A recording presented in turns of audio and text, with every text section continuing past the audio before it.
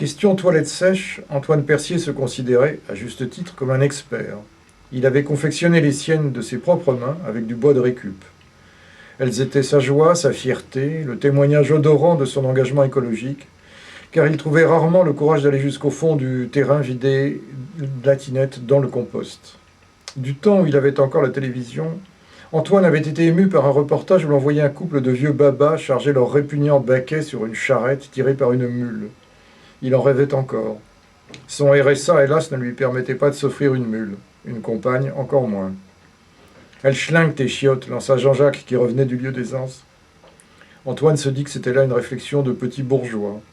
Jean-Jacques, qu'il vénérait auparavant, le décevait un peu depuis qu'il était son hôte, mais il serait bientôt son associé dans une entreprise audacieuse qui allait résoudre leurs problèmes de fric, et tout s'arrangerait. Antoine présenta ses excuses pour le désagrément, il s'excusait à tout bout de champ. Il sollicita un coup de main pour évacuer le récipient. « Avec mes problèmes de vertèbres, répliqua Jean-Jacques, tu veux ma mort ? Je ne savais pas pour tes vertèbres, je m'excuse. » À voir Jean-Jacques, on ne l'imaginait pas fragile du dos, ni d'ailleurs. Très blond, très baraqué, il avait un côté viking assumé, l'œil bleu, la mâchoire puissante, le sourire étincelant, et une estime de soi qui frisait l'adoration.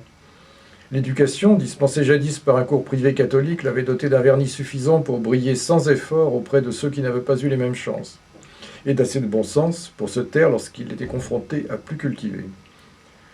Antoine, à l'inverse, était de taille modeste, limite cachectique. Il avait le cheveu plat et gras sous la casquette qu'il n'ôtait jamais, les dents gâtées, la diction trébuchante. La moustache roussâtre qu'il s'était laissé pousser dans l'espoir de donner du caractère à son visage le faisait ressembler à un rat plus qu'à un dictateur. Ballotté dès son plus jeune âge entre une mère irresponsable et des grands-parents peu enclins à se plaindre de leur sort, plus enclins à se plaindre de leur sort qu'à le cajoler, son enfance avait été plus grise que rose. À peine sorti de l'école où il avait servi de tête de turc aux plus méchants, il avait entrepris de chercher un travail, ainsi qu'une famille selon son cœur. Il avait obtenu le premier comme cariste dans une cimenterie et avait cru trouver la seconde auprès de la section syndicale de l'usine, où on l'avait appelé camarade en lui assénant des claques viriles sur les omoplates. Antoine avait dès lors généreusement payé de sa personne, devenant le champion incontesté de la distribution de tracts, le recordman absolu du temps passé en piquet de grève. Mais il avait beau faire, il avait beau dire, personne ne semblait le voir ni l'entendre.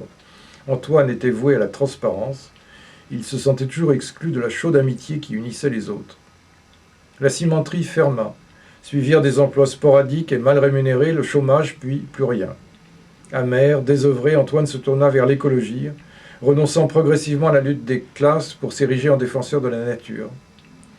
Il fit preuve dans son nouvel engagement de la même ferveur, de la même énergie désespérée qu'il avait mise autrefois à faire triompher la justice sociale. Il paraissait disposé à tous les sacrifices. Aucune corvée ne le rebutait. Antoine devint le faucheur de maïs OGM le plus performant, et il pouvait se vanter d'avoir été plus matraqué que n'importe qui.